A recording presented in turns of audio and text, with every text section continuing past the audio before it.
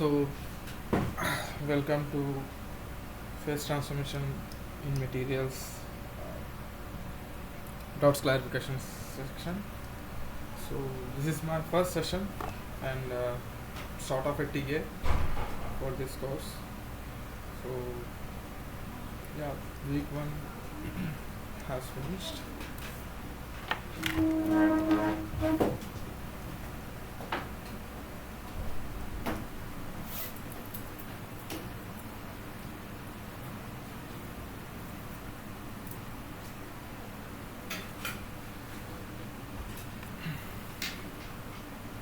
Sorry for the disturbance.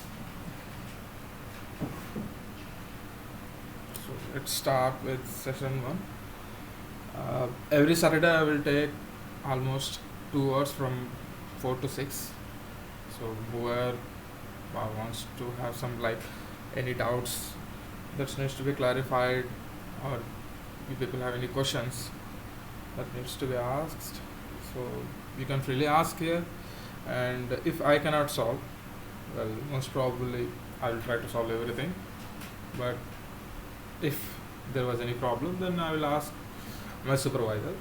And whatever course you are taking, and the instructor is my PhD supervisor, so it will be easy to find answers from him. Yeah, so without any delay, let's start. So, yeah, you people have gone through the week 1 lectures, right? So we had 5 lectures. So we gave that introduction one.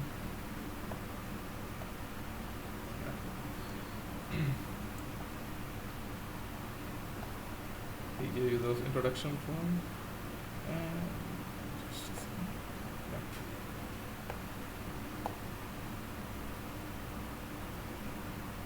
So at first we have intro, then we discussed about what is phase and other things, and after that some basic introduction to thermodynamics,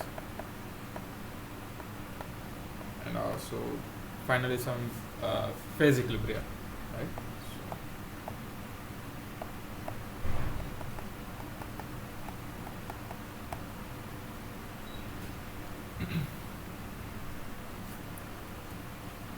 These are the 4 topics, so I'm not going to explain everything, but I will make sure that you will have a good revision, right?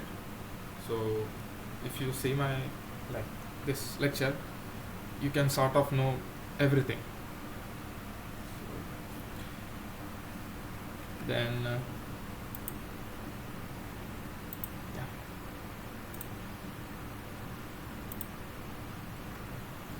so let me start with what is phase, because the introduction itself is phase transformation in materials, right?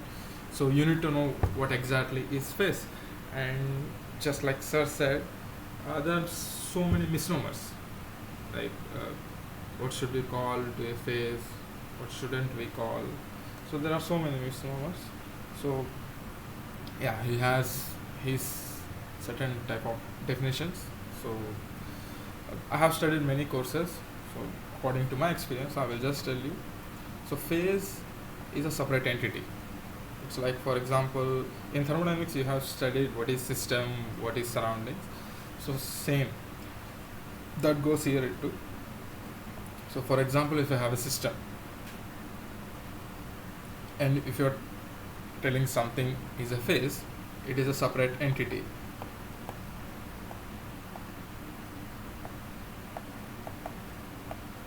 It is a separate entity, and every phase or every system has its own properties, right? Let me add a slide here.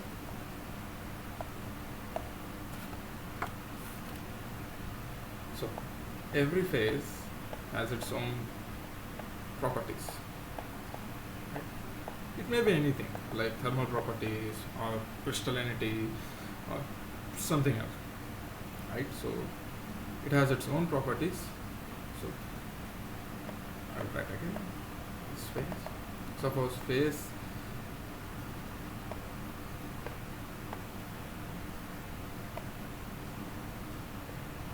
is a separate entity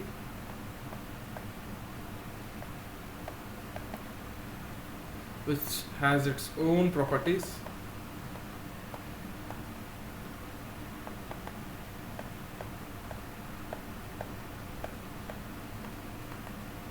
and they are constant throughout the system. I mean constant,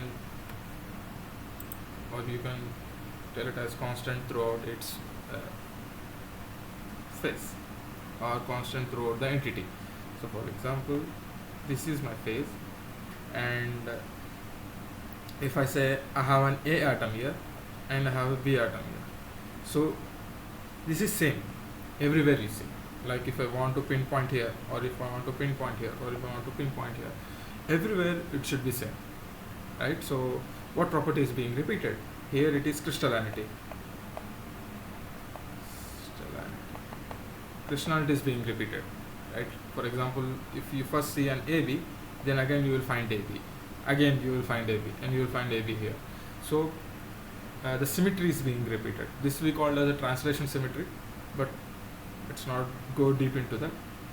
So after finally seeing through many definitions, so even Google, or you'll find it in Wikipedia itself. So a phase which has a homogeneous composition,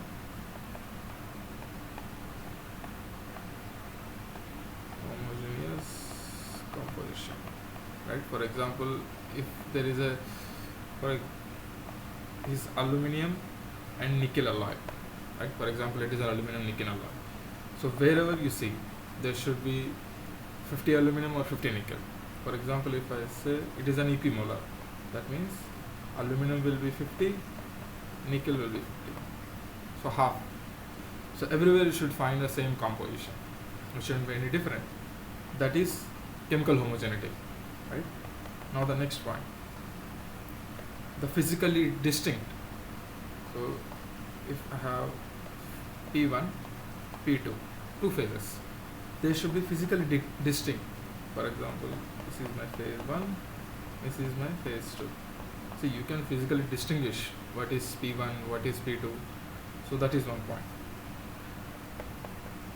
So finally, the definition we have came to the phase is, a phase is an entity whose properties, I will write separate one. So phase is an entity whose properties remain constant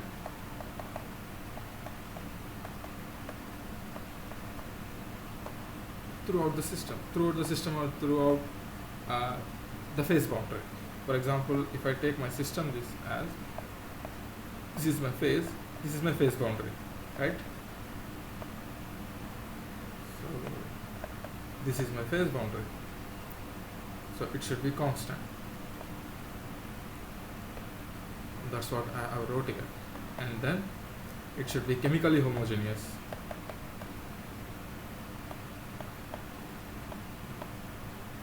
And then it should be physically distinct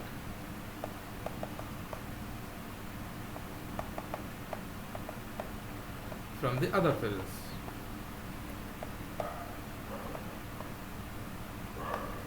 Right? So first, a phase is an entity whose properties remain constant throughout the system, and also it should have a chemically homogeneous, and it should be physically distinguishable from the other phases or from the other entities. So this is about the phase, right? Now you have seen a phase. Now suppose this is my pure iron.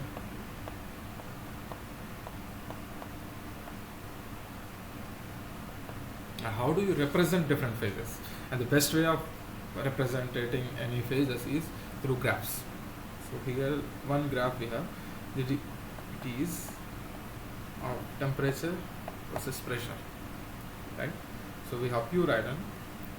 Now about 800 degrees centigrade, uh, at 1 atmospheric pressure, we will have an alpha iron. What do you mean by alpha iron? It is BCC. It is body center cubic structure. So it is a crystal structure. I mean the atoms. Yeah. I guess there are different stream of people here. So let me introduce what is crystal structure. Crystal structure is nothing but the starting unit or the building block of any material. So in that crystal structure, the atoms are arranged in a certain way, and there are different crystal structures, and we will discuss later in the sessions. So let's talk about what are the different crystal structures here. One is our alpha LP, and another is one gamma. This is my BCC, this is FCC, and this is HCP. Now what does they mean? Both are cubic crystal structures, like FCC and BCC. Now what does FCC mean? It is a cubic crystal structure, so atoms forms a close packed cube. That's why we call this face center cubic crystal. One is cubic, so it is marked. Now next is face center. Every atom first occupies the corners. Right? If people are from metallurgy background, they know. So first atoms occupy the corners because it is a basic symmetry, right? Then comes, this is called simple cubic. If only atoms occupies the corners of a cube, it is called simple cubic. Now that is done. If the atom starts to sit on the faces, right? This is a face, this is a face, this is a face, this is a face. Right? There are 6 faces. So atom starts sitting on faces after occupying the corners. That's why it is called FCC, face center, because atom occupies face centers. Now next is BCC. Again, first one is our cubic crystal structure.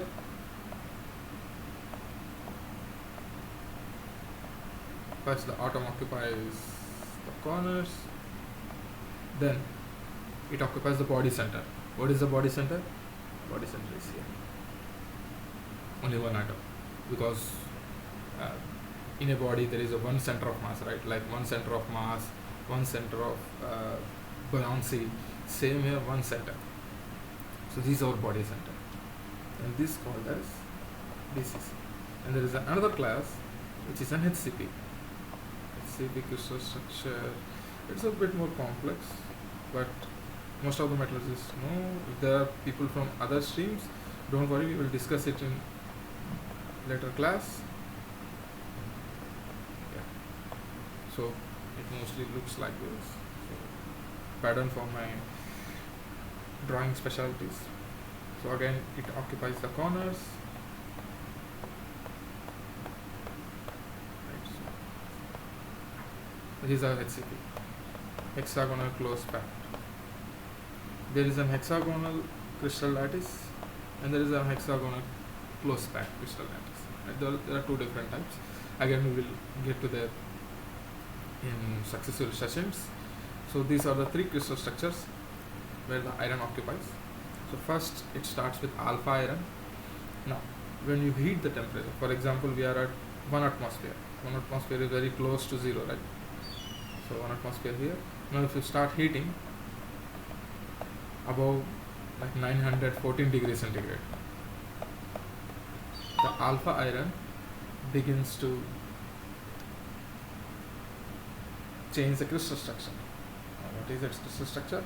It will change into BCC, which is the body center cubic, right? Oh, sorry, this is the body center cubic. It will change into FCC, and again, if you heat more, like at 1536 degrees centigrade, it will turn into liquid iron, right? So what is happening? It is transforming from one phase, a BCC. So BCC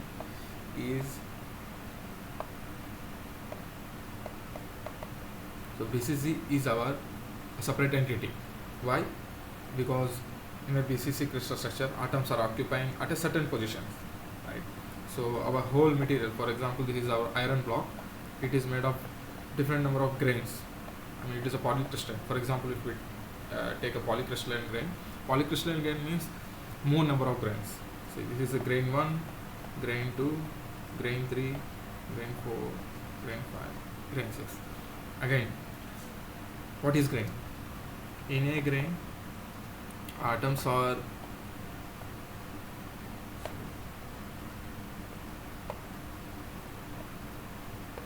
what is grain?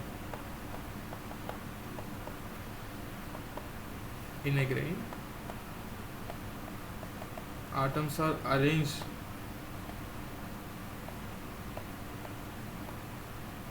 in a specific direction.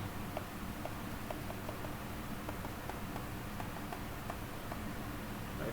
For example,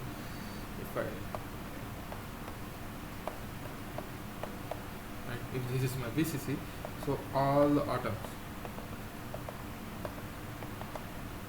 will have a symmetry. So they, for example, if you are seeing from here, or if this is my X, this is my Y, this is my Z, and if I am seeing from here, so all the planes, atomic planes, only we can see 1, 0, 0, right? So atomic planes are aligned in a certain direction.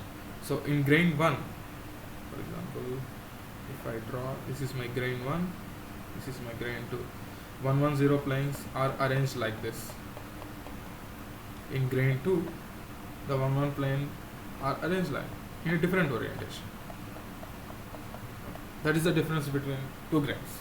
There is only orientation difference. That's all. And in between we have grain boundaries.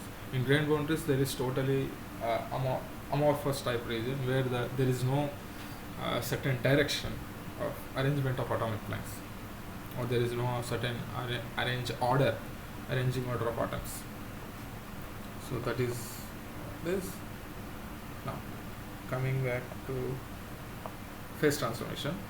So at 1 atmospheric pressure, from room temperature to 914 degrees centigrade. So if I start heating iron, pure iron, from room temperature to 914 degrees centigrade, we have, so this is my block, there are 3 grains and all are made of alpha BCC. I mean alpha grains, we call it as a BCC structure. Instead of saying the BCC structure, we call it just alpha grains. So alpha grains which are arranged in different orientations. Now after reaching 914 degrees centigrade, this grain will start to change. 2, 3, and they have a different crystal structure. Here we have BCC, here we have FCC. So again there is a transformation, and these both are two different phases, because here crystalline is different, again here crystalline is different, and they have different properties. Alpha iron has different, BCC has a different mechanical properties when compared to FCC, right? Again on heating it will turn into liquid, right?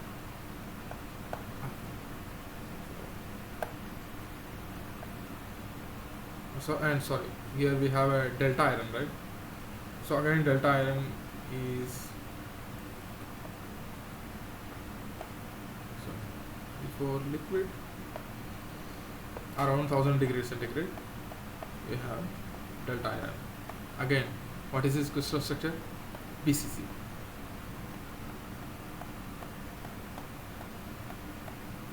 It has a different crystal structure. Again, these are two different phases. Again, there is a phase transformation. Again, after heating, we have a liquid, molten iron. And liquid have no orientation, right? No orientation of atoms, because atoms are constantly moving in it. So this is a molten iron and this is a liquid. And what is the transformation here? Solid to liquid, because here we have delta iron, that is a solid, and here it is a liquid, so it is a solid liquid transformation.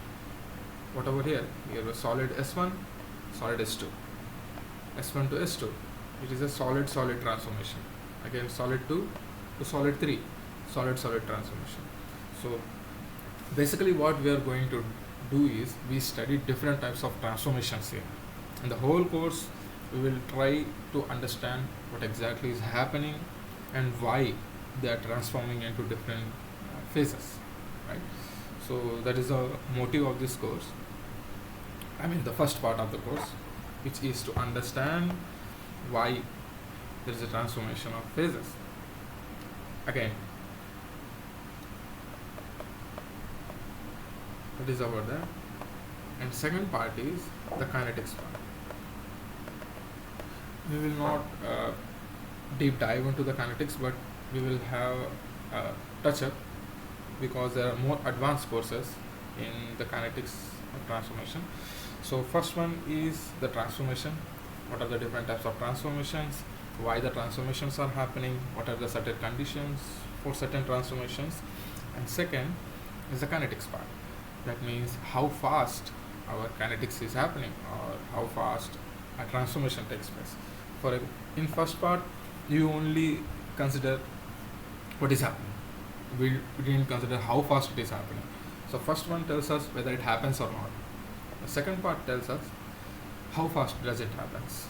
So that is our transformation and kinetics. Then we will discuss different types of transformations like solid-solid, solid-liquid, liquid-gas, or uncondensed state to condensed state. So there are different types of transformation we people will come to now. First and foremost, to understand any type of transformation, you need to have a certain background of thermodynamics. What does thermodynamics say?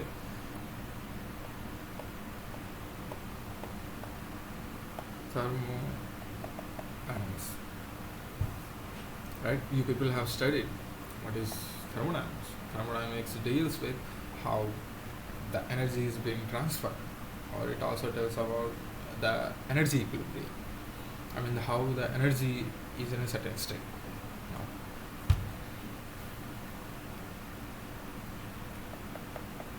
to go into thermodynamics, first we need to understand what is equilibrium state and unstable state. Stable, unequilibrium or non-equilibrium.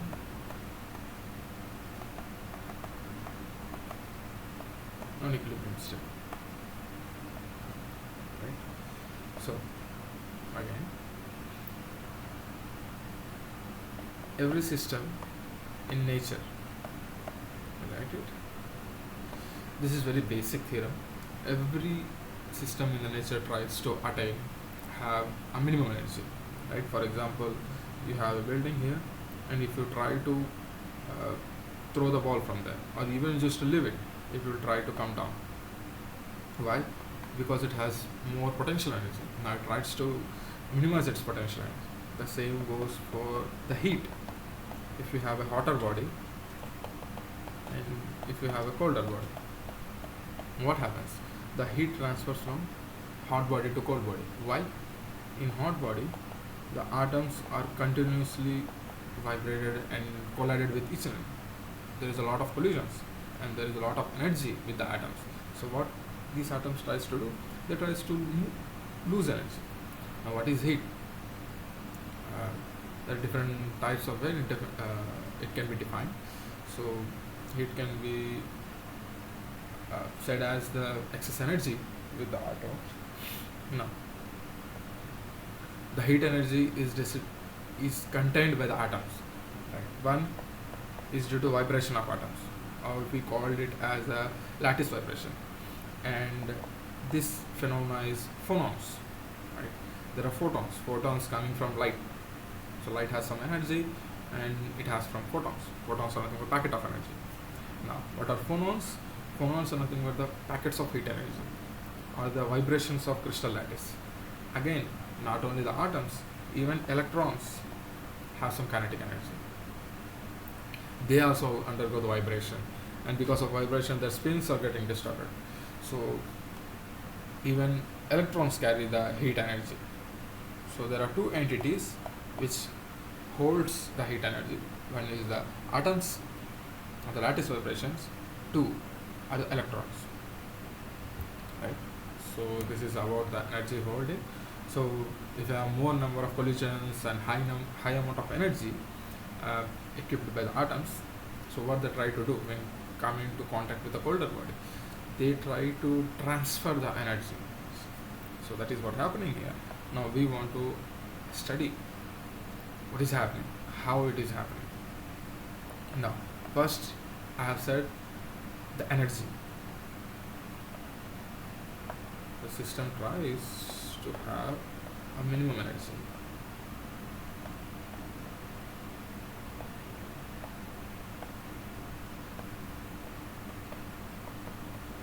Every system tries to have a minimum energy, right? So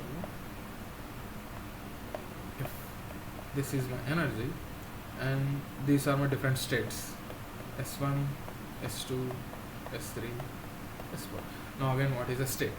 A state is defined by certain properties of a system. Now every system has some states. For example, at room temperature, an iron block,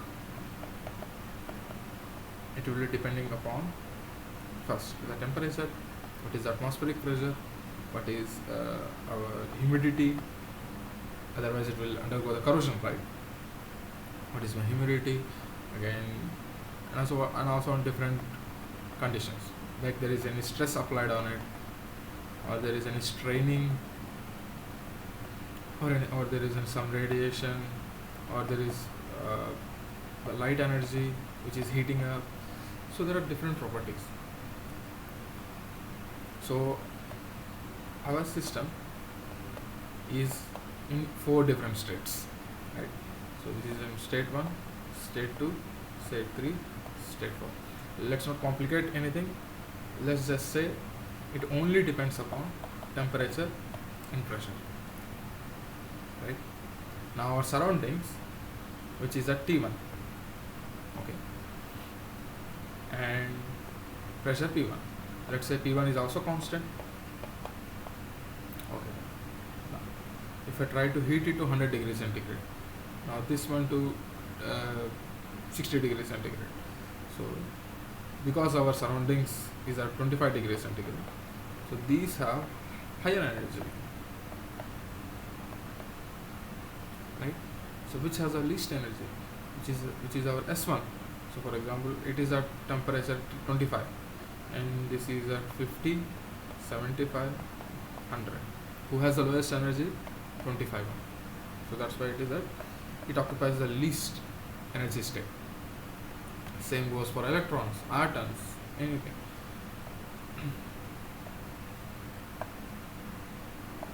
Now, I will explain this. See, here the energy is minimum here.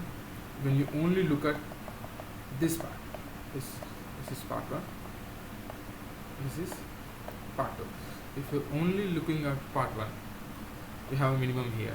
Let's say this is G1 and this is G2. There are 2 minimum energies.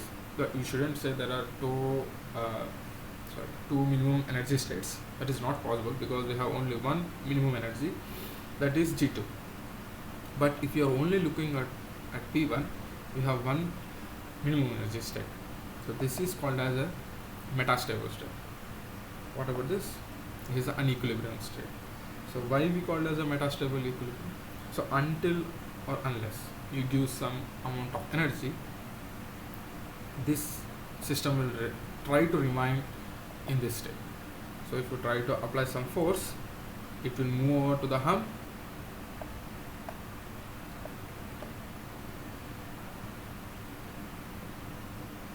Suppose this is my ball. So this ball will try to stay here as much as possible. Until or unless if you try to supply some amount of energy, it will come to here. And because this is our unstable state or unequilibrium state, this will try to either take this one, this part. And because this part has maximum energy difference, This board will try to choose a minimum energy state, and this is, so what do we call it? In mathematics there is a very simpler terms which is called as local minima. Why do we call local minima?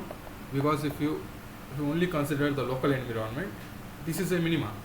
So we are considering only local environment. So this is a low energy state. So this is called as a local minimum energy. And what about this? This is a global one, because when you compare the whole system or the whole surroundings, you have only one minimum energy state, right? Delta E, one minimum energy state. So that's why it is called as global minima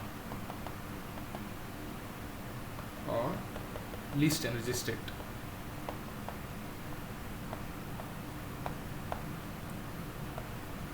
What about this one? This is for G2. And what about G1? G1 is local minimum energy state.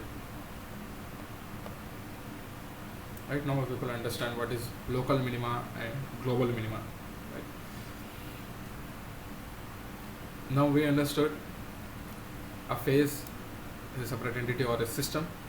Now system tries to have at least minimum amount of energy. So that's where we have the equilibrium states, like local equilibrium, global equilibrium, or metastable state. Right? Now, what are the factors or the properties that affects our system? Now, let's say we know the basic equation of thermodynamics, which says free energy equals to enthalpy minus temperature times entropy. Now, every system has its own properties, and if we want to try to measure the properties of a system, we ascertain some variables, and these are the components, right? So T is our variable, or T temperature measures the heat of the total heat of the material, right? Now, what is G? Let's first talk about what is H, right? Is the total energy of the system. Total energy of the system. Now, entropy has many definitions, and one basic definition is the energy which is not available, or the energy which is used up by the system, right? The energy which is not available, or energy taken by the system.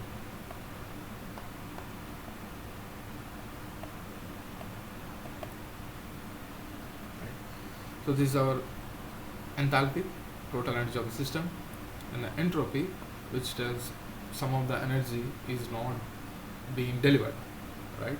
So total energy of the system minus the energy which is not delivered to us will give the free energy. What is free energy? The energy with which we can perform any work, right? So that is about these three terms. Now, let's just have brief introduction how the thermodynamics evolved. Like we have 4 different laws, right? One is our zeroth law. I guess everyone knows this. Every stream of engineering people or science people background, they know this. Zeroth law of thermodynamics.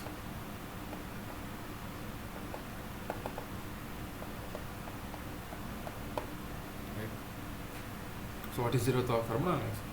So for example, if we have 3 bodies, if you want to have a 1-point definition, zeroth law of thermodynamics tells us about the heat energy, right, which is in equilibrium. So or even 1-point definition is like energy equilibrium, right? If suppose body A is at temperature 1, T1, and body B is at temperature T2, body C is at temperature T3, if A, B, C are in equilibrium, for example, if A and B are equilibrium, then these two should have same temperatures. And if A and C are in equilibrium, then these two should have same temperature, right? Because there is no net travel of energy. Now, if A and B and A and C are equilibrium, then B and C should also be in equilibrium. It just tells about the energy equilibrium, whether the energy is flowing in this direction or that direction, right? Now that is our zeroth law of thermodynamics. Now let's come to first law. First law tells us about how the energy can be converted into a form of work. For example, if you rub two ice cubes, then because of the friction, this interface will start to melt, right? What is happening? Here is a mechanical work is converted into heat energy, right? So that is what happening here. So the first law of thermodynamics tells us about the energy conversion or the heat energy conversion, right? For example, if you have 50 joules of energy and that is being used on a system to perform some work, it will give us work done, right? And because these two are path functions, that depends upon how you are applying work or how you are supplying the energy. Now there needs to be a formation of function, and that is the state function, right? Because delta Q minus W will be equals to delta U. Delta U is my internal energy. Now if all the work that is being supplied is used into doing work, then the internal energy will turn out to be zero, right? Because the system is not supplying, system doesn't have an internal energy. All we are trying to do is, it's just like a switch. If we apply some energy and the switch tries to turn on or turn off, all the energy is being used in turning on or turning off the switch, right? So first law of thermodynamics tells about the work energy conversion. Now coming to second law of thermodynamics. Now second law of thermodynamics tells us that the some part of energy that's not being used, or some part of energy is taken out by the system, right? So from there is a formation of the entropy, right? Some part of energy is not available to do work, or some part of energy is taken out by the system, right? And that energy we classified it as a entropy.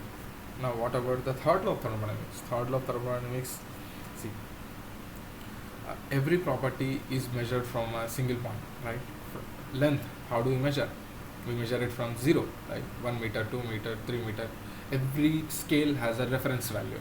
So same, people could not measure the absolute entropy, so they need a scale. So how do you measure entropy if you do not have any scale? So for that, the third law of thermodynamics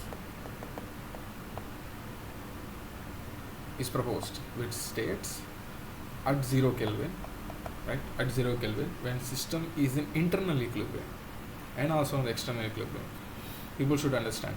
With third law of thermodynamics, the entropy will only become 0. Again, it is not possible because of the crystallinity, because of the electron domains orientation. There are different points with which the third law fails in many cases, but still at 0. So to avoid all these conditions, I guess, I don't know scientist name, I guess it is Planck. So he said the entropy of the system at 0 Kelvin is 0 only when it is in internal equilibrium. First it should be in external equilibrium. That is the first case. So first, if it is in external equilibrium, then it can maintain some equilibrium inside, right? So first it should be in equilibrium with external environment, and it should be internal equilibrium, right? So this is my system. There is no force application or any application of field, nothing. It is equilibrium with surroundings, and also there should be an internal equilibrium. Like every atom perfectly sits on certain position, and there is a perfect symmetry, right? So that is about the four laws of thermodynamics. Now, you people know the introduction. Now coming to delta H and delta S. Yes. So the first law of thermodynamics tells the energy given or taken out by the system is equal to internal energy of the system plus work done. Right? So far so good. This equation itself is incomplete. Right? Now, what is the best case scenario to measure something? So if you have a physical property like length, it is easy to measure, or height or weight, it is easy to measure. But what about the entropy? No, it is not easy to measure, right? So for that, a basic differential equation was finally derived from Gibbs free energy, which is dg is equal to dh minus ts, which will be equal to vdp minus tds. Sorry, sdt. I made a grave mistake.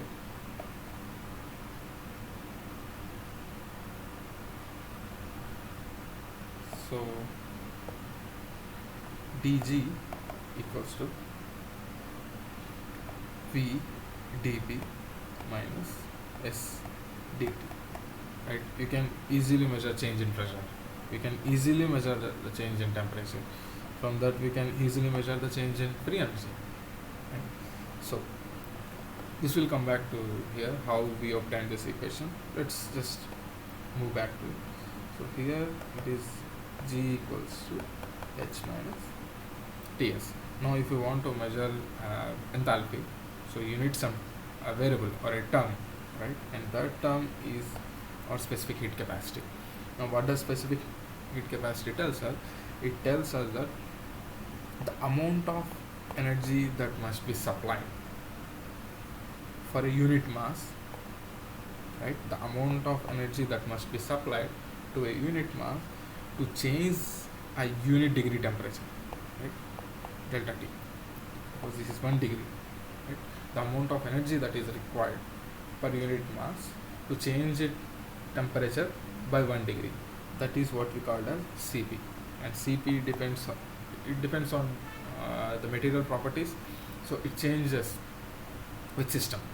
Right? If you have a water, it has a highest, I shouldn't say highest, it has a high specific heat capacity, which is 1. And methanol, ethanol, they have different specific heat capacities. Iron has a different specific heat capacity, and nickel has different specific heat capacity. So it centrally depends on the material type, right? Now that is all about the specific heat capacity. Now, now how do you measure the enthalpy, right? Now delta H will be easily given, if you want to write it in differential form, that is dH, right? dH equals to Cp. Now how the Cp is changed with temperature, right? C. Now we if you want to mention the mass, you can mention mass, or if you want to mention in molar values, we'll see the molar values are little bit easy when compared to molar mass, because iron has different mass, like 56, right? And uranium has a different set of mass, like 256. So you cannot just correlate, and these numbers are quite messy. So why don't we just mention it in molar? See, if you take 1 mole of iron, you will say just 1 mole. If you take 1 mole of uranium, it's a 1 mole. You cannot mess with it, right? It's just a 1 mole. So the number itself says it's very easy to write.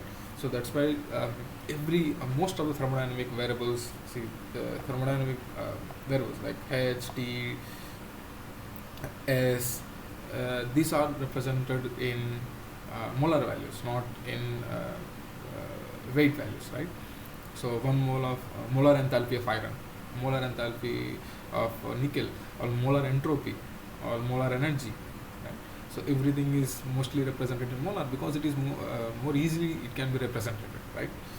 So all you have to do is just insert n, 1, 2, 3, 4. Right? For example, if we insert m, it is 56 times Cp, 56 times 2 times Cp, or 256 times. So you can see there is a lot of messing. The equation gets more messier. So as an engineers or engineer scientists, we try to have a simple equation to represent a whole system. So the whole system is represented by just this function, right? More simply, even more simpler terms, in more simpler identified experimental parameters like pressure, temperature, which can be easily measured. So I don't write it like this. So this is more accepted than. I'm not saying like this is totally wrong. It is derived from here, but if you are trying to do any calculations, like if you want to try measuring the change in free energy of the system and it has moved from state 1 to state 2, right? Which equation do you write? No, you don't write this one.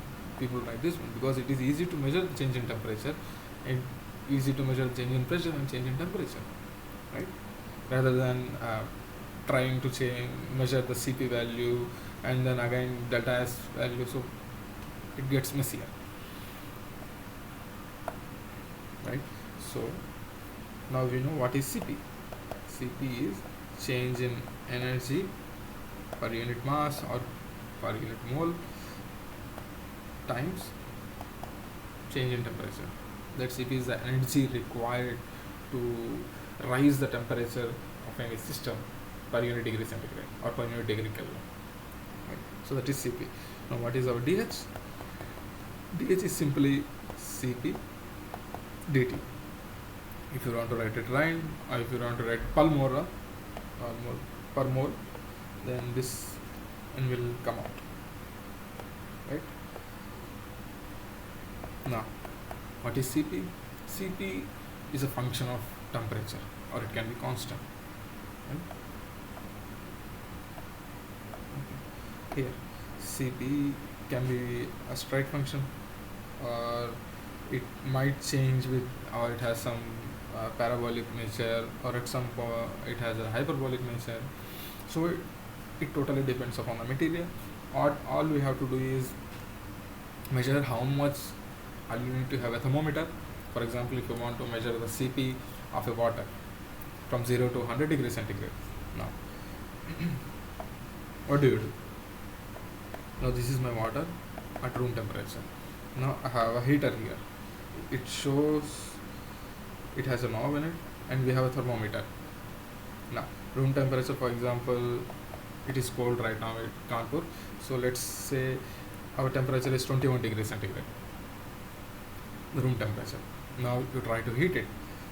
Now amount of energy that is being supplied is given, or it can be taken, or you can also perform. For example, if you have a coil, right? If you have a coil, now it produces, for example, the current goes here, right? Now what you will have, H equals to I square RT, right? For example, you have a heater, right? Many other houses you have copper heater, right? What you just immerse in water, then you supply current, right? If you do certain amount of current for a certain amount of time, and it is a copper, you know its resistance. So then I square times R times T, it will gives you the amount of heat energy it has been supplied for a certain amount of time. So you do the same experiment here. Now when you move to 25 to 27, this is here. Now you subtract certain amount of energy. Again 27 to 28, you again certain high amount of energy. Again 27 to 29. Now that goes to 100. From there you have CP and T. For example, it followed this path, right? Once you know the CP data with respect to T, all you have to do is after that delta H, or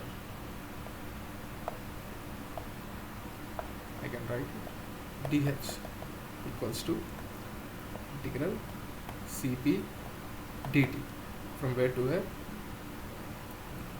25 or 21 degrees centigrade to 100 degrees centigrade.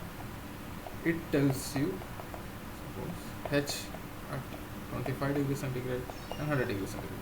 Again, previously I have mentioned every variable has a scale. Every physically measuring or physically or non-physically measuring variable has a scale. Length has a scale from 0 to 100. So enthalpy also has a state.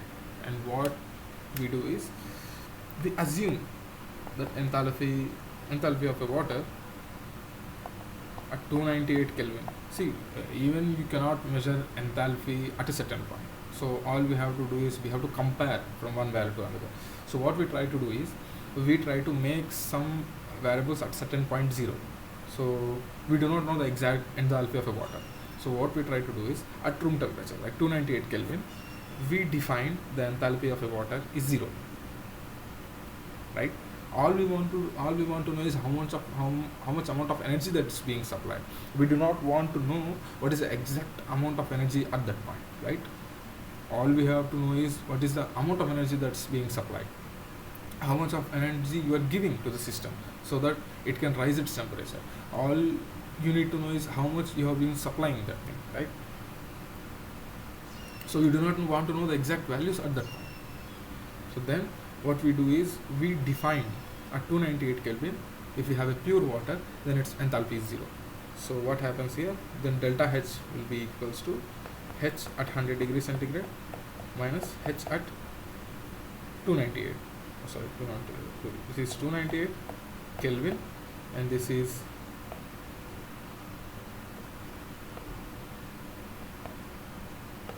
our 373 Kelvin.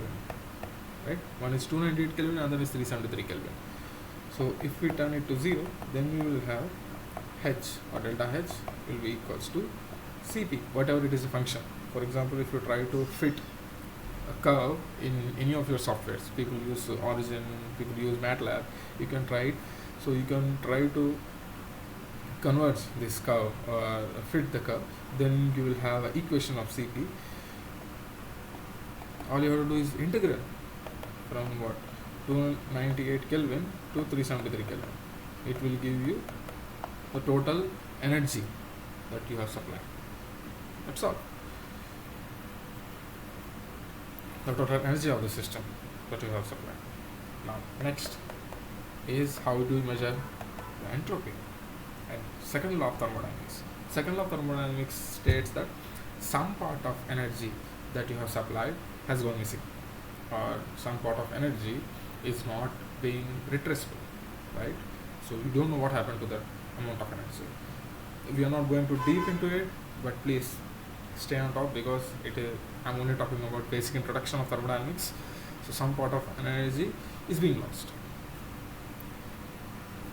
right? We do not have some part of energy, and that part of energy is defined as delta Q by T.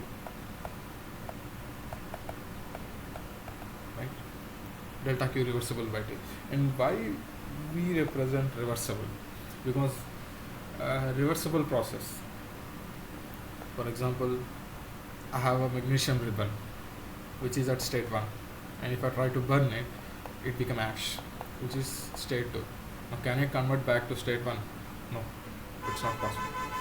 So the same thing, for example, if my bath or water bath, a bucket has some amount of water and it is heated from 25 to 98 degrees centigrade. Can we come back to the 25 degrees centigrade? Yeah, you can come back to that centigrade. So this is a cyclic process. So there are two types of process. One is reversible,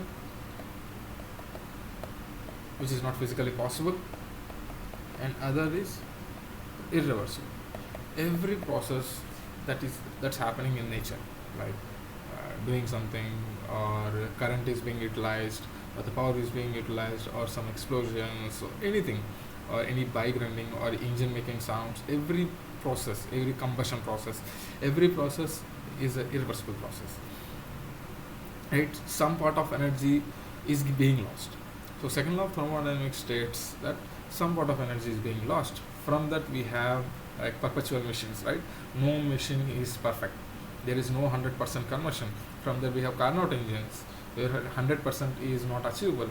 And again, there is this definition where you cannot transfer energy from colder body to hotter body, right?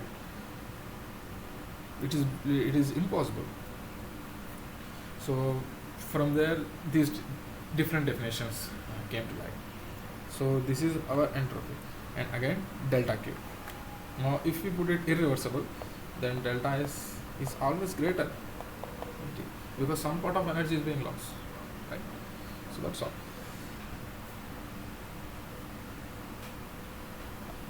Now coming back to this, yeah, you know the Cp versus temperature. You have measured how the enthalpy changes with temperature, and also from third law of thermodynamics, at 0 Kelvin entropy is 0.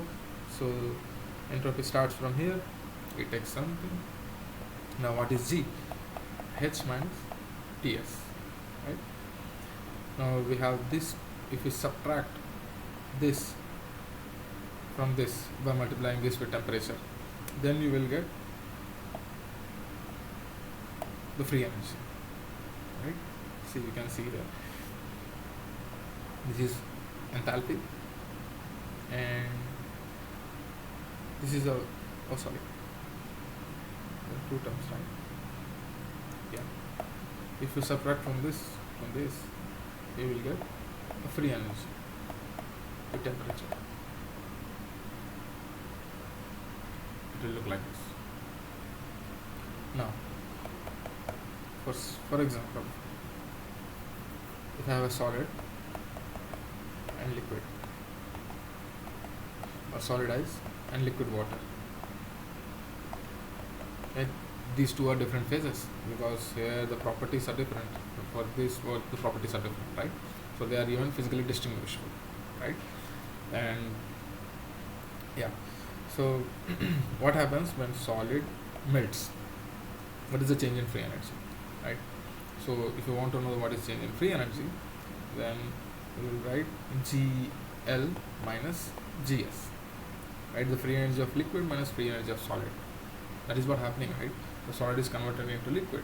So the change in free energy when solid is being converted into liquid, the free energy of solid, liquid minus free energy of solid, or vice versa.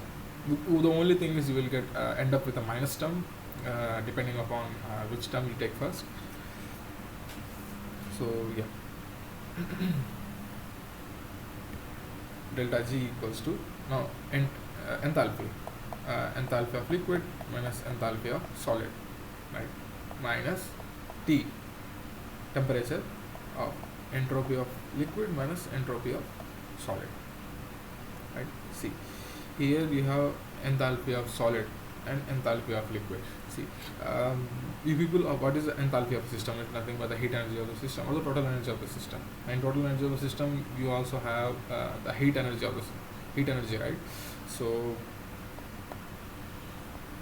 solids, in solids, atoms take certain positions and they are very close to each other when compared to liquids, and solids have a minimum energy, right? Because in liquid the atoms are constantly moving, we all know that, but in solids the atoms do not move, right? So it means the thermal energy is more in liquids when compared to solids, right? So if you have more amount of energy, atom excites and tries to move. So in liquids the atoms are in continuous motion, but not the case for solids, right? So that's why the solids have always less enthalpy when compared to liquid. You can see here, this is for enthalpy of liquid and this is for enthalpy of solids. Now what is delta G? GL minus GS, which is HL minus HS and the entropy term, right? So that will give you these two graphs.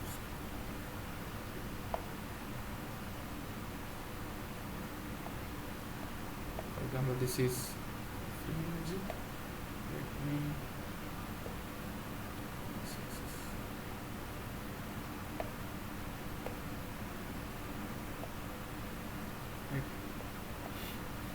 suppose this is my 0 and this is a negative value. So delta G. So for solids it is this, for liquids it is this. Now what is the intersection point? It is our Tm. Why? For example, this is a liquid, this is our solid. See, we know every system tries to have minimum amount of energy. Then below melting point, who has minimum amount of energy? Solid. So that's why it is more stable below melting point. But what happens after melting point? Liquid is more stable, right? So it has minimum amount of energy. So that's what happening here. And again, why? Okay. Liquids have more entropy side, right? So some, because the system has its own energy, right? So liquids have more amount of entropy, right? So G equals to H minus Ts. Below melting point, the H was dominating for liquid, so because of that it always stays on top. But once after reaching melting point, entropy tries to dominate, right? So if you see here, see, if you only draw enthalpy versus temperature, right, liquid has more enthalpy when compared to solid. So this equation, in this equation, H dominates for liquids up to when? Up to melting point. After that, entropy dominates. So this term starts dominating. So this term becomes more negative. And that's what happening. Liquid has less amount of energy, not less amount of energy, less free energy. So that means it is more stable. That is about equilibrium in one phase. Okay. Now suppose we are talking about pure phases, right? Only just water. In water there is no mixing or some chemicals like magnesium ions or salt ions. No, it's just a pure deionized water. Now what happens if something gets mixed? For example, steel, like mild steel. It is low carbon steel. So it has very low amount of carbon. Now, how do we call this as a phase? Because iron is separate. Iron has BCC structure at room temperature. What about carbon? Carbon is graphite at room temperature. Suppose if we take graphite, which is at room temperature, so they both are physically distinct, chemically inhomogeneous, because we have the composition is different here and here, and the position of atoms also different from here to here, right? They're totally different atoms. Now, what happens if you mix them? Do they form a separate entity or a phase? This type of mixing, there are different types of mixing. One is mechanical mixing. Second is chemical mixing. Right. What is mechanical mixing? Mechanical mixing is just mixing two types of entities. So they do not form a phase. For example, Sir has told a great example of sand and salt. They do not mix because sand is totally made of silica. Silica, you know, right? Tetrahedron. Silica form a tetrahedron with 4 oxygen atoms. A tetrahedron, right? Now what about salt? It is NaCl. It is a FCC crystal structure, right? So they are both two different entities. Now, what is chemical equilibrium? Chemical equilibrium is nothing but mixing of entities at atomistic levels, right? So if you mix atomistically, for example, if you try to, for example, iron has a PCC structure, right? Now carbon is sitting in octahedral voids, right? It is mixed in atomistic level. Right? If you have a BCC iron crystal lattice, then carbon atoms occupies the voids, right? Whether it is tetrahedral voids, octahedral voids.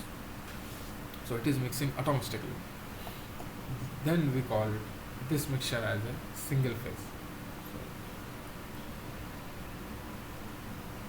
that's about that. Let's come to mechanical mixture. First, derive everything from mechanical mixture. Right.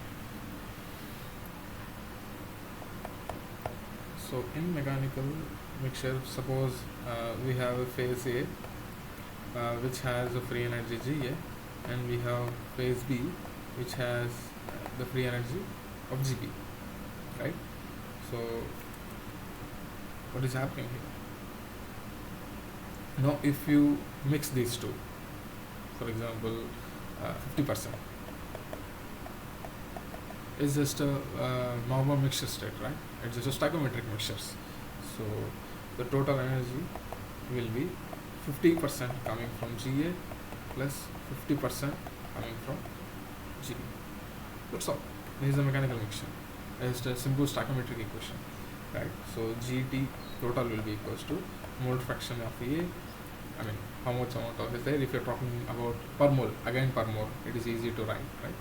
Per mole plus mole fraction of B plus Gb. This is about the total free energy of the system, if you're only talking about mechanical mixtures. Now, what happens if there is a chemical mixture? Now, G total equals to now, that's coming to it. This was before mixing, this is after mixing, right? So, what was the energies of the system before mixing, right? Like say G naught A plus XB G naught B. So total, right, for total mixture or the total amount plus this initial amount before mixing. Now what happens after mixing? So when we mix chemically, right, let me write it. So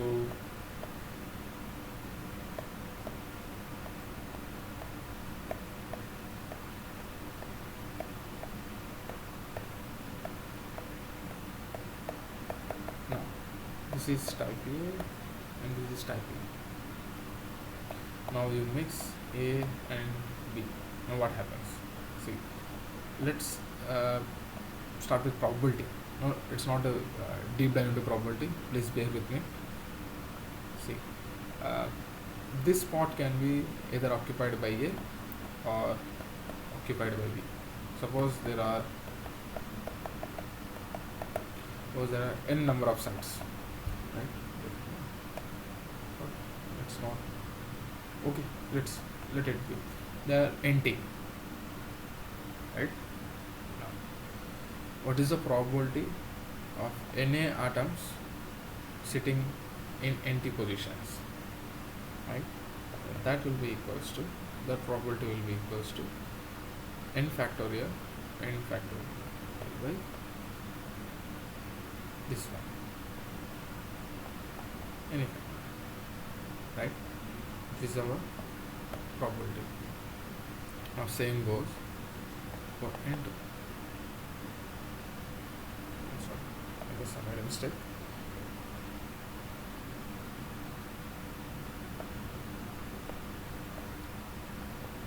Now, suppose if there are NT sites and we have any atoms, the number of ways the any atoms will take NT sites, right? So that should be equal to NT factorial by Na factor. Now same goes for B, right?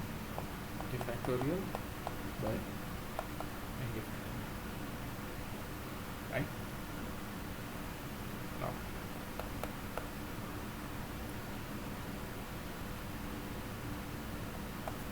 am I writing correct or Let me recheck. Just a second. 3 minutes. Yeah, it should be n factorial by total see there are any atoms, there are anti total atoms.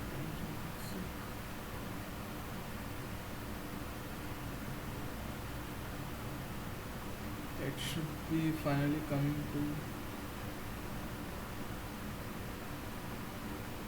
I guess there is some mistake here. Let me check.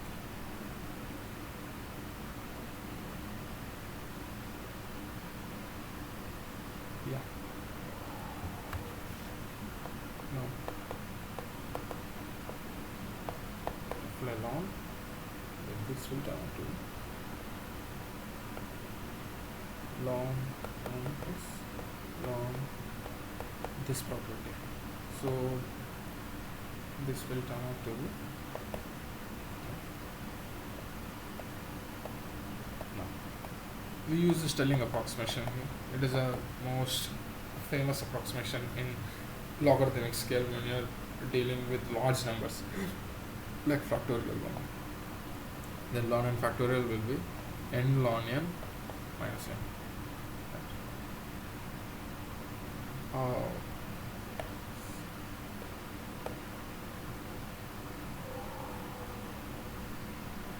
Yeah, this is a mistake. Sorry, I made a mistake here. So the probability, we are dealing with microstates and macrostates. We will deep dive into that in next few sessions. Let's just apply simple probability. What is the probability for Na atoms and Nb atoms taking NT sites, right? So these are the total number of sites. So number of ways in which A and B atoms can be arranged is equals to, first, the probability of occupying this by Na atom is completely random. So for example, if I take Na sets, then Nt factorial by Na factorial, and the remaining is Nb factorial, right? And if you say the atoms are identical, we know the atoms are identical, right? For example, if you take two sodium atoms, you cannot physically distinguish them, right? So we assume that atoms are identical.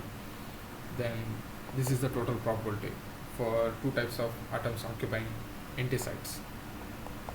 Nt factorial by Na factorial into Nb factorial, right?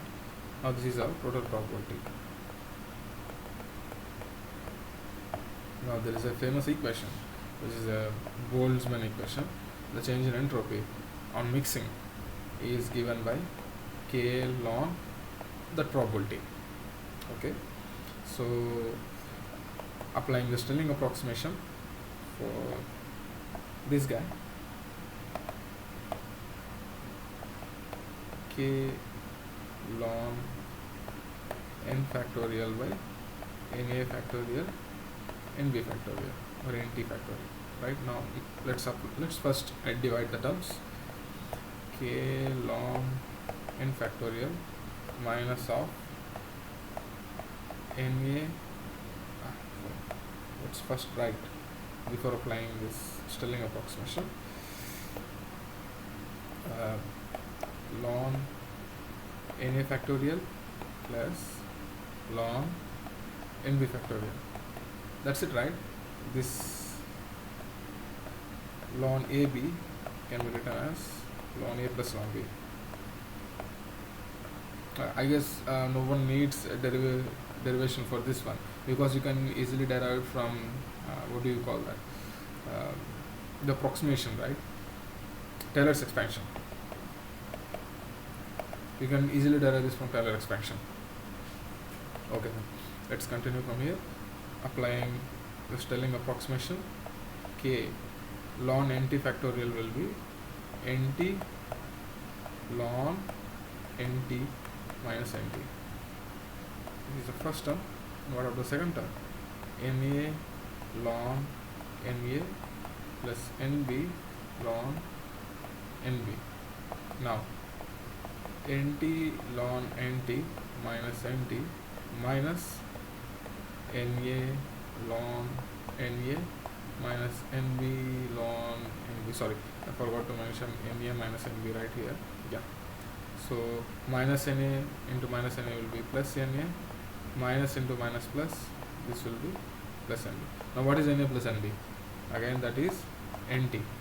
So plus NT minus NT, both get cancelled. Now what that will turn out to be, let's go back. Yeah, delta S is K times NT ln NT minus NA ln NA minus NB ln NB.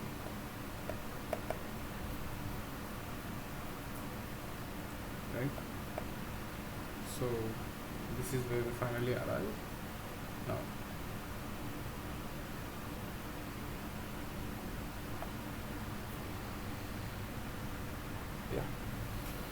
NA ln NA minus NB ln NB minus NB.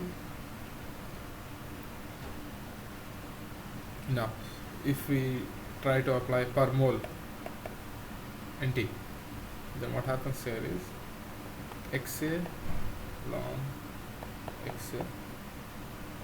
So I will totally derive, we are almost there, I just mix it up. Yeah, so everyone knows what is NT, right? Yeah, NA plus NB, that is the total sites. So NA plus NB, number of atoms plus A of A plus number of atoms of B will give you the total number of sites, because atoms cannot occupy space, right? So they, for example, if you are talking about solid, yeah, atoms can occupy space, but if you are talking about solid, the atoms should be accommodated inside a solid, right? They cannot be accommodated outside the solid, right? Then again it contradict the whole metallic bond theory, right? So what is NT? NT is Na plus NB into ln NT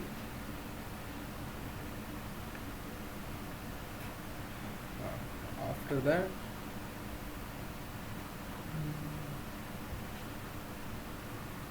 minus Na ln Na NB ln K will be equals to, what is this NT again? Na plus NB.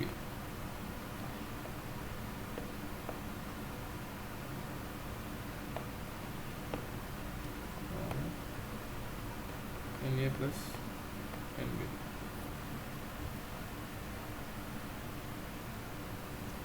So let's divide this. Na ln Na plus NB plus NB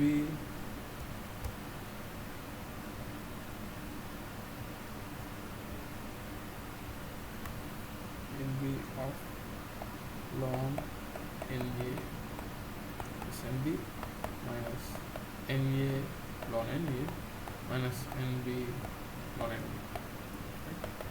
So K, if I take Na as a common, so Na terms are taken as common, and Na will be equals to, if I take minus outside as a common, then Na will be equals to Na by Na plus NB. Same, NB equals to NB by Na plus NB. This minus K equals to Na. What is Na by Na plus NB? That is a mole fraction. Mole fraction, you know, right? Mole fraction equals to NB, number of mole fraction of A equals to number of atoms of A divided by total number of atoms.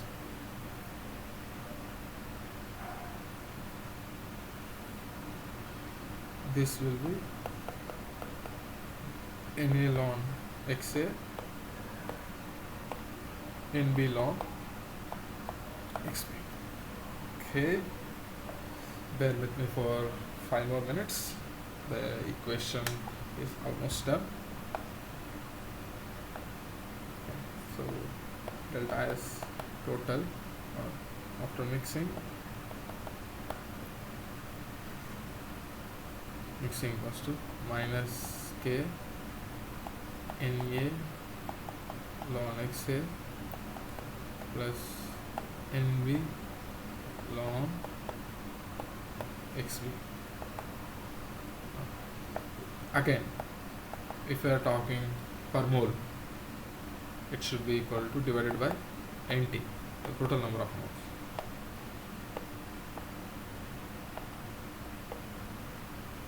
Right? So K will be equals to Na by Nt ln xa Nb by Nt ln xb. So this will be equals to delta X mix per mole will be equals to minus K xa ln xa plus xb. Finally, this is the entropy of mixing. Yeah, again, I forgot to mention the important thing. Total entropy of mixing comes from two parts. One is the configuration entropy.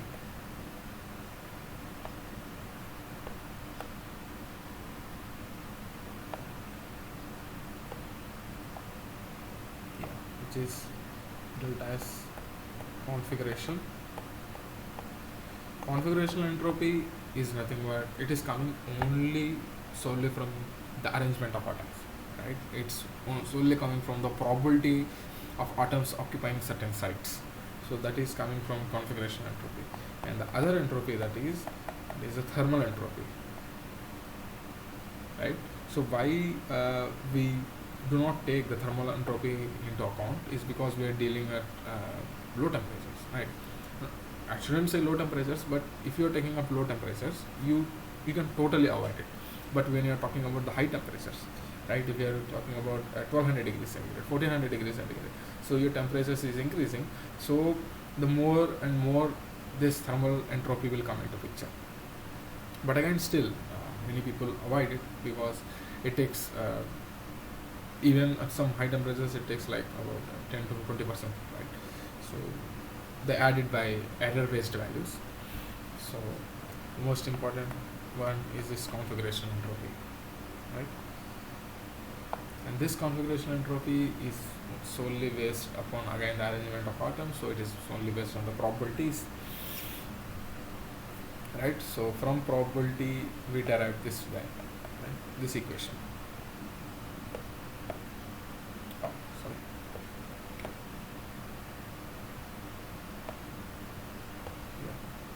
We derived this guy. This is the entropy of mixing. If we are talking about the random solution, right? So the probability of A is equals to the probability of A, like A atom occupying one side should be equals to probability of B occupying that same side. It should be the same. Then that solution is called as a random distribution of atoms solution, right? From there we can derive this. So now coming to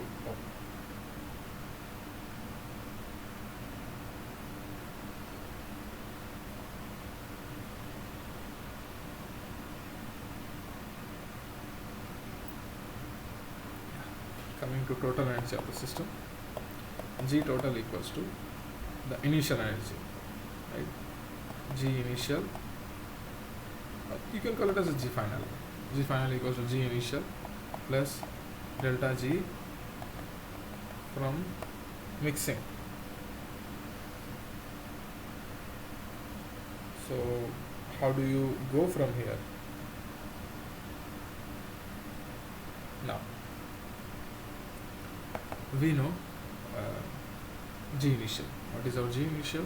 If you are talking about final energy per mole, then G initial equals to XA G naught A plus XB G naught A plus delta G mixing. Delta G mixing, what is delta H mix? So for example, if you are talking about ideal solutions, see, let's talk about no, let's not talk about ideal solutions right now because it will be too much of information. So in recent sessions we will talk about what is ideal solution. For now, just take this point that ideal solutions are nothing but those solutions which on mixing they do not either take or give energy, right? So delta H mix equals to 0. So there is no energy intake, there is no energy outtake, right? So you people, I hope you people understand. So delta H mix is 0 means if you mix two solutions, they do not either give heat or take heat, right? It's neither exothermic or endothermic process. Okay. Now, what is delta G mixing? It's right here itself. Delta G mix equals to delta H mix minus T delta S mix. Now, for ideal solutions, delta H mix is 0. Now, what is delta S mix? Delta S mix equals to delta S configurational plus delta S thermal, again at low temperatures and avoiding that 1% error. So this can be safely taken as 0. Now we only have delta S configuration. Now what is delta S configuration? Here we have derived minus K sigma summation XA1, so XA to XN, or XB, XA, SC, XA log XN. Right. Let's write XB, it will be more accurate.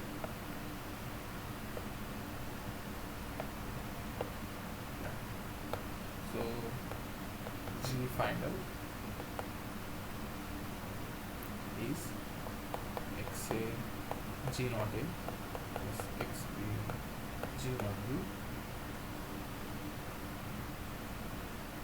So minus and minus plus, because delta minus T delta is configuration, right?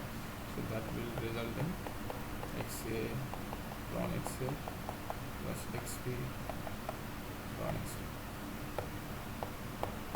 This is our final solution, right? So delta G mix, what is the change in free energy on mixing? Minus, so it should be RT minus RT ln XA ln XA XB. This is the free energy of mixing. This is the amount of energy we get on mixing two solutions or two different atoms, right? If this is negative, then you have a single phase. If this is positive, which means it is not possible or it is not stable, so you have two different phases. So if you try to mix A atoms and B atoms, if delta G is negative, you will have a single phase, right? And if delta is positive, we have two different phases. So that's what this delta G mix gives. Now we know what happens when G is mixed. Now let's talk about if the solution is a non-ideal solution. We don't know what happens when something is mixed. So then G depends on different properties, right? It might be a function of temperature, pressure, number of moles of A, number of moles of B, and it can be many other components, right? So this is our function. Now how do you write a differential equation? That can be written. See, at first we derive dg equals to vdp minus sdt.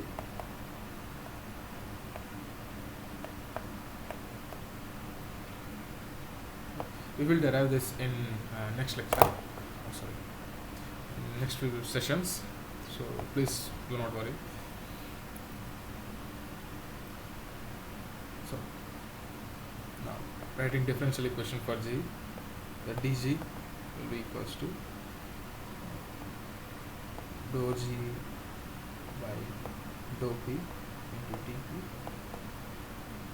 plus dou g by dou t into dt, dou g by dou na into dna plus dou g minus plus dou na dna, and so on. Now what is dou g by dou t when compared to this equation number 1? Dou g by dou p, we have dou p, dou dp dp, then dou g by dou p equals to dou g by dou p equals to d, and dou g by dou t equals to minus x. What happens? Dou g by dou n equals to chemical potential. Now let me explain what is chemical potential. Chemical potential is nothing but change in free energy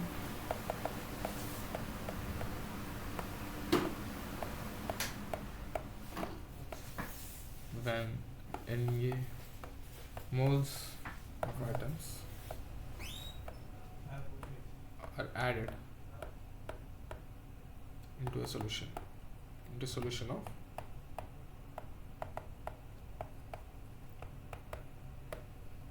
A and B. See, chemical potential in itself is a big topic. I shouldn't say it has a vast definitions, but still many people have difficulty in understanding. But once you read different books or different definitions or how it came, then you can understand.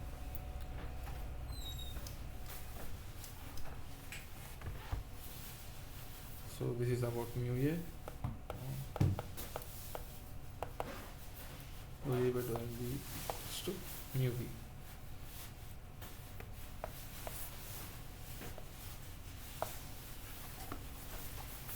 Now we know the free energy of the system equals to xa g naught d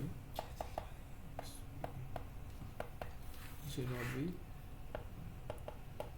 rt xa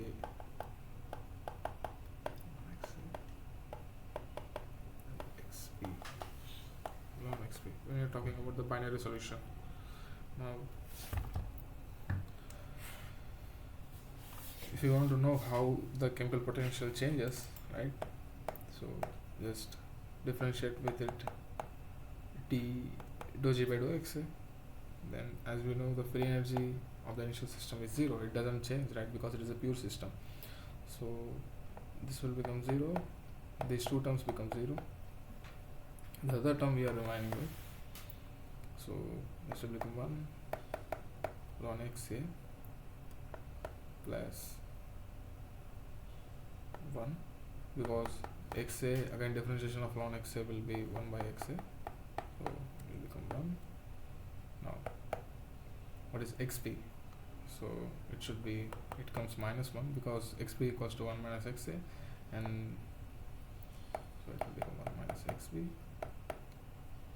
sorry, 1 minus xa, right, xa minus 1. So dou g by dou xa will be equals to plus 1 minus 1 gets cancelled, so it is rt ln xa minus ln xp, or you can write it, or you can equate it very similarly to this equation. if we take these two terms as a constant, or these two terms become 0, then this can be compared to this. That will be equals to mu A minus mu B.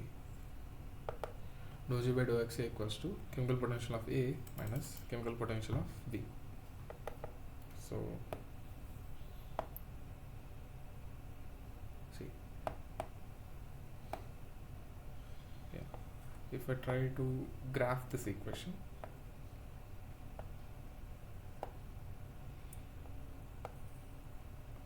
suppose this is Xa scale, this is the free energy, and this Xa equals to 1, and here Xp equals to 1, Xp equals to 0, Xa equals to 0, and that equation will look like this. And please remember the difference between hyperbola and parabola, because hyperbola has only one foci, and you people have had basic introduction to maths in M1 to M4, so hyperbola has only one foci, but when compared to parabola has only one foci. So if I try to draw that foci, it only has one, but not the case for hyperbola, right? Hyperbola has two foci, right? So it has one here, one here. So please remember, hyperbola, the difference between hyperbola and parabola: hyperbola has only one foci, but parabola has two different foci. So when you are trying to draw the free energy versus composition, so free energy versus composition, if only it doesn't have, if only we are talking about ideal solutions, it should and it must have only one minimum free energy value, right? So it has only, the global minima is only one, and the global minima and local minima are both same, right? It should have only one minimum value at a certain composition, right? If you're talking about only about ideal solutions. And if you move from ideality, there are different types of solutions. There are random solutions, there are perfect solutions, there are so many different types of solutions. And in some solutions you can even see there is change in curvature, right? You have two different types of curvatures. One is concave and another is convex curvature. It depends on non-ideal solutions where you have, where delta H is not 0, right? There you can have two minimum energies, right?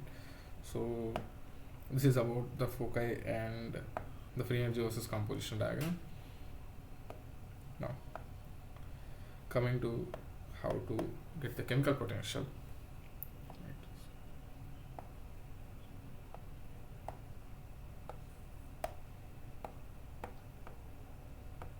If this is my G and this is my mole fraction of air, well, I can write it as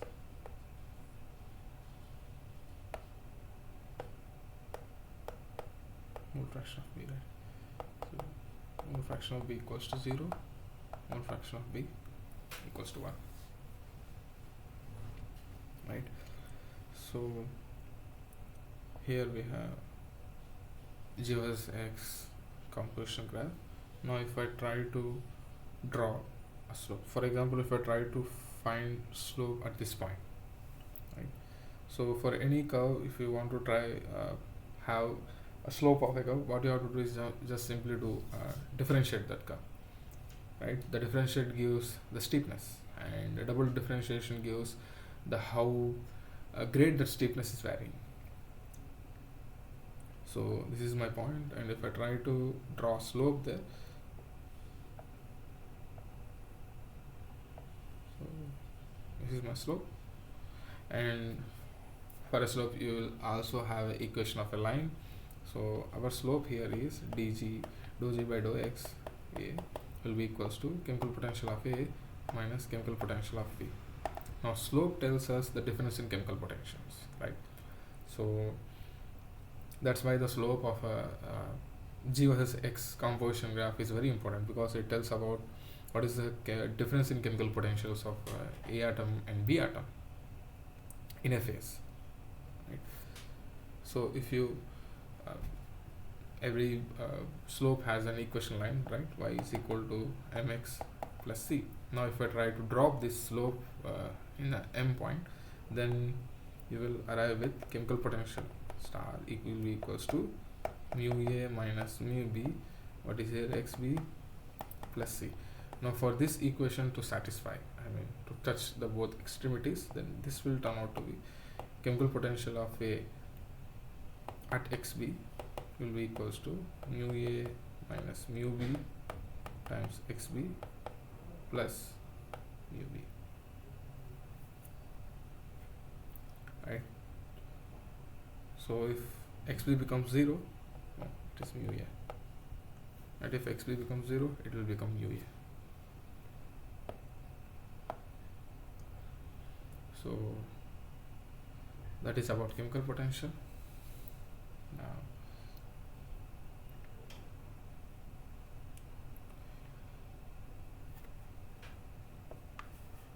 coming to crystal structure, suppose the atoms first occupies the corners. If you're talking about FCC, so this is my FCC. So all the atoms occupies corners and face centers. Same goes for BCC. And in a crystal structure, we have two types of voids. One is tetrahedral voids, and other are octahedral voids. So in tetrahedral voids, each void is covered by 4 atoms, and in octahedral void, each void is covered by 6 atoms. So in FCC, we have the atoms will sit at body center. Right? So this is 1, this is 2, this is 3, and this is 4. So each body center has 2 atoms of tetrahedral voids. So tetrahedral void will somewhat look like this.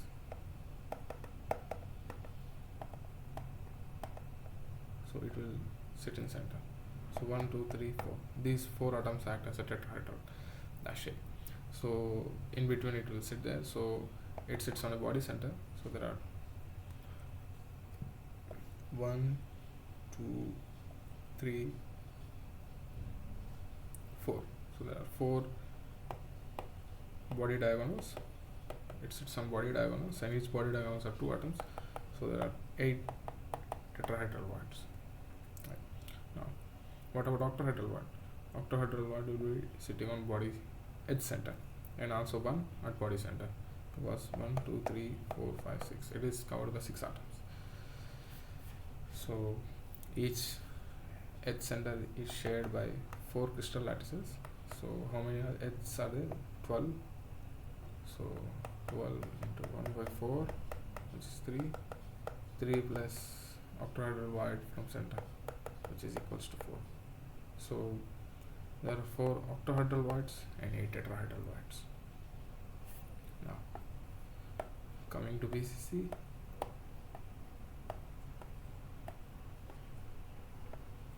right? So octahedral void will be sitting here, because 1, 2, 3, 4, 5, 6, right? Now what about the tetrahedral void? Tetrahedral void is shared by 4 atoms, right? So 1, 2, 3, 4. So it is here, right? Here is one tetrahedral void shared by above unit cells center atom and this one. So these form 4 form a tetrahedral void. So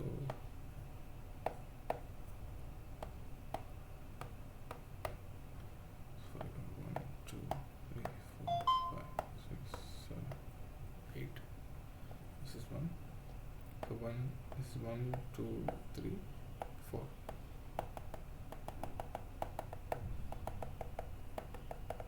It is one tetrahedral void, right? So there will be one here, another one here, another one here. There will be 4 tetrahedral voids sitting on a surface. So each tetrahedral void is shared by 2 lattices.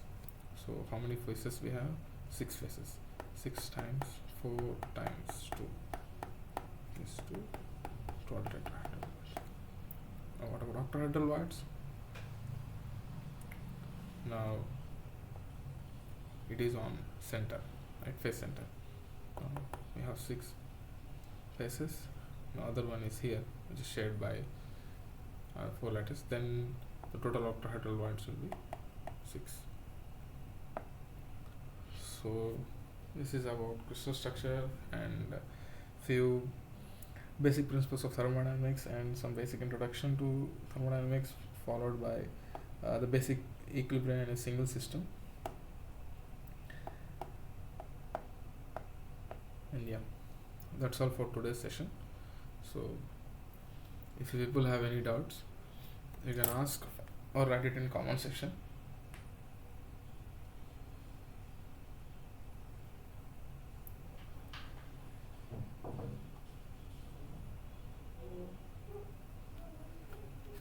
If people do not have any doubts, you can leave the session.